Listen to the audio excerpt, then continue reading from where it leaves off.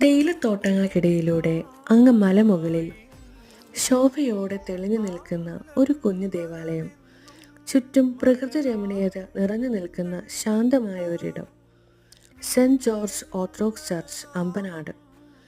അമ്പനാട് ദേശത്തിൻ്റെ അനുഗ്രഹമായ ഈ പള്ളി വിശുദ്ധ ഗീവർഗീസ് സഹോദരന്റെ നാമത്തിലാണ് സ്ഥാപിച്ചിട്ടുള്ളത്.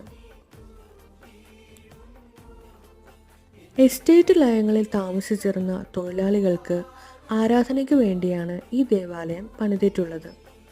മുൻപ് ഏറെ കുടുംബങ്ങൾ ഉണ്ടായിരുന്നെങ്കിലും ഇപ്പോൾ 2 കുടുംബങ്ങൾ മാത്രമേ ഉള്ളൂ. എൻ്റെ ഈ ചാനൽ ആദ്യമായി കാണുന്നവർ സബ്സ്ക്രൈബ് ചെയ്ത് സപ്പോർട്ട് ചെയ്യാൻ മറക്കല്ലേ.